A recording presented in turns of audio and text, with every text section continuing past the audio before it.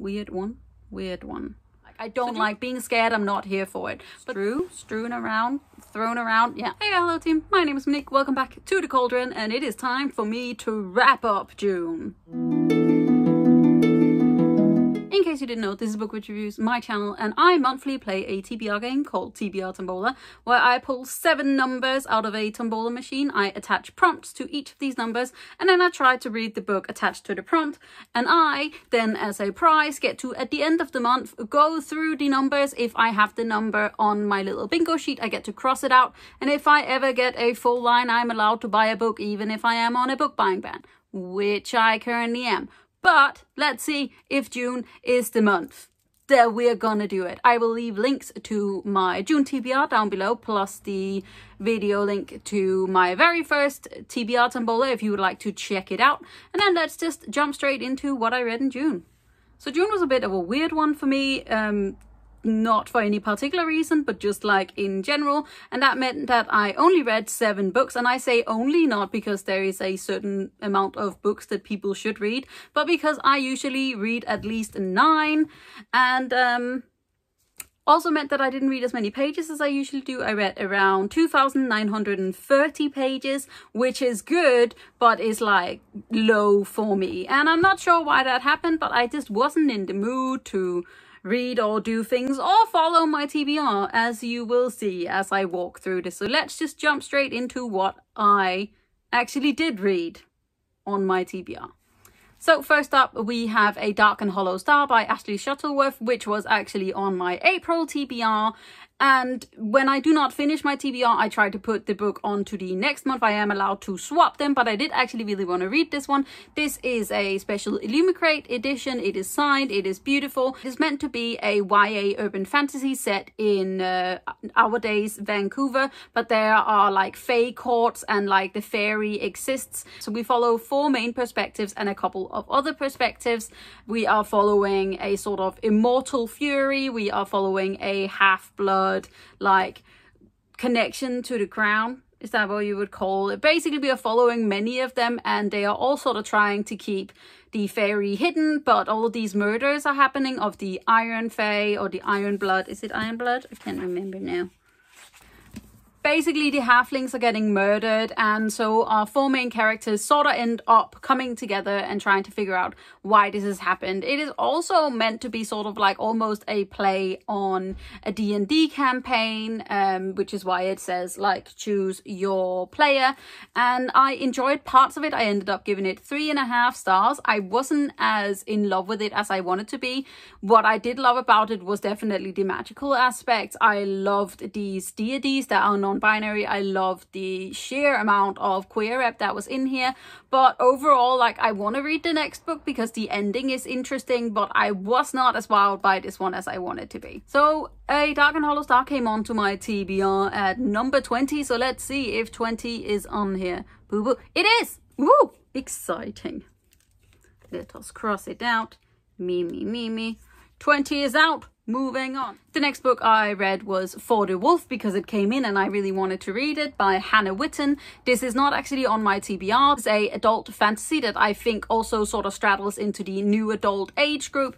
It is following a young woman who is the 2nd princess in a kingdom that gives away their 2nd daughters to this forest that is meant to like keep in these monsters. And so we are following Red, who is the 2nd daughter in a long time to be sacrificed to the woods. However, she is going into the woods willingly because she has this magic she cannot control.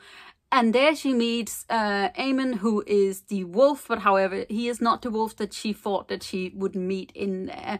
And it's creepy and wonderful. I love the writing. It reminded me a lot of sort of like mythology inspired books. And I just also I can't with this cover. So I ended up giving this one 4 stars, and I'm really happy that I finally read it. Next up, I finally read Pet by Akagi Umesi, which is a short sort of utopia story where we are following Jam, who is a young trans girl who lives in this like futuristic setting of Lucille, where it says that there are no more monsters and all of the grown-ups sort of don't talk about monsters or talk about the past. And that means that when Jam meets Pet, who is a monster that arises out of her mother's painting, she is very surprised when he says that there is a monster in her friend Redemption's house, and she has to help Pet like find and hunt this monster. And it is an incredibly impactful like story written in barely 200 pages. Like the story, like the writing is absolutely stunning, and I can do nothing but give this book like 5 stars. It has all of the stars, and I highly recommend that people pick it up. Pet came onto my TBR at number 44, and let us see if the... Ooh! We got 2 numbers already. There is 2 numbers. 2 numbers! Bum bum bum bum. Bum bum bum bum. Bum bum bum bum. Woo! Next up, I read a book outside of my regular genre, and for that I had picked to read Plain Bad Heroines by Emily M. Danforth. So in Plain Bad Heroines, we are following sort of several different timelines, but we are specifically following the story of this one place called Brookhants. And Brookhants had in the 1900s a series of rather unfortunate murders. And now in present time, we have a series of starlets that come to Brookhants, which is going to be turned into a sort of setting of a thriller horror movie. However, when they get there, the past and the present seem to start blurring together, and it is just creepy and weird. And I actually really enjoyed this one. It has a whole ton of pop culture references scattered throughout the book, which I am not sure that I love. But I love the sort of representation of queerness there is in this book. The fact that queerness is sort of put into every like age and every like part of history to sort of make it clear that we have always been here and that we will always be here. I highly recommend this one, even though like I was prepared to be really creeped out, and it is creepy in some places, but I wasn't scared, which is mainly what I like. I don't like being scared. I'm not here for it. But this one, I said when I read it that I was giving it 4 stars, but I think it's more a 4.5, if not a fully 5 stars. And I just, yeah, I will definitely be picking up more like this. Mainly also because I am obsessed with the dark academia aesthetic, and that's definitely like a thing for me right now. And I want to read all of the books about it. But yes, this one, weird, wonderful, yay. Plain Bad Heroines came onto my TBR at number 57, so let us see if we have another one. No, I don't even think we have a 50 on here. But anyway, moving on. Next up, I had to continue a series on my TBR, and for that I picked Black Powder War by Naomi Novik. This is the 3rd book in the Temare series, or as I believe it is called in the US, His Majesty's Dragon. And this book follows a young naval officer called Captain Will Lawrence, who sort of accidentally ends up being a dragon rider, and so has to leave the Navy and sort of take part in the aerial corps. And this book is set during the Napoleon Wars, so it is historical fantasy with dragons, and it is a weird series. I was super surprised about how much I loved the 1st and 2nd book. However, the 3rd book did not hit me quite as well. It is quite slow in the uptake. It is very detail heavy, and I was just sort of not as wowed as usual. I was interested by like the very last couple of chapters, and that is why it ended up getting like a 3.5 star rating for me. It might be closer to like a 3 though, but I am excited about continuing the series. It is just one of those that I'm just very slowly making my way through. Black Powder War came on to my TBR at number 22, so let us see. There is no 22, but that's okay. Then I decided to join on with a couple of friends on Instagram for their sort of read along of Realmbreaker by Victoria Aveyard. This is a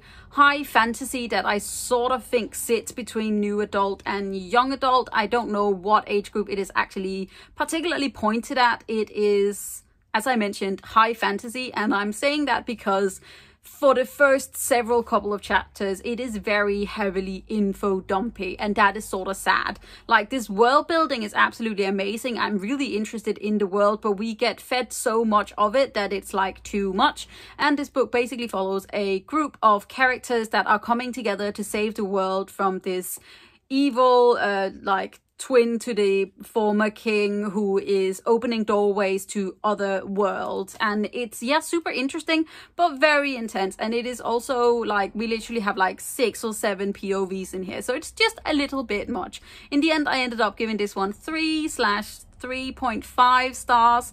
I will continue the series, but it's not one that I'm going to rush out to pick up, sadly, because Victoria Aveyard did write the Red Queen series, which is very YA and sort of less high fantasy and more just like regular fantasy, sort of dystopia thing. And I really, really enjoyed that. It's very much fast, and this one just, it takes a little bit longer, and it just feels a little bit like someone who's built this amazing world and they just really want to tell you about it. And I'm like, I want to know, but can you feed it to me slower so that I can connect with the characters a little bit more? Then finally, for like a magical realism pick, I read The Chosen and the Beautiful by Niwo, which is one of my most anticipated releases of all of 2021. Sentences are hard. I did swap this for another book that I had originally put on my TBR, but I am very excited about the fact that I finally read this one. This is a Great Gatsby retelling told from the perspective of a young Vietnamese adoptee who is also very queer and just very like hardcore. Like, I absolutely love her. However, I have never read The Great Gatsby. I did not think that that would really mean anything. I also have never watched the movie. However, I am slightly confused by this entire book. But that's okay, because the writing is absolutely stunning. So I could be reading a grocery list and that would be great for me. But basically, we are meeting Jordan, who his best friend Daisy is just sort of trying to like live her life the best way she can. And basically, we are in the 1920s New York. There are parties, there is sex everywhere, drugs, great things, and magic. Magic is just sort of casually strewn around in there. Thrown around. Yeah. Magic is just casually thrown around in the entire book. I don't know what this world is, but I want to hear more about it. And I just like, this is a weird book. I think I'm going to have to read it again, but it was absolutely beautiful and wonderful, and that's why it's still 4 stars, even though I literally didn't understand half of what was going on. The Chosen and the Beautiful came onto my TBR at number 53, so let us see where, if we have a 53. No, I don't think, yeah, we don't have any 50s. So that's okay, but yeah, but that is it, team. This is my little stack that I read in June. If you guys enjoyed this wrap up, don't forget to hit that thumbs up button, hit the subscribe button at the same time so you don't miss out on any other videos from me. You can also click the little bell which gives you a notification when I put up a new video, which I try to do regularly. But remember that I am proud of you. You're doing great, and I'll see you guys next time when I do another video and pull myself together and actually read my TBR. Maybe.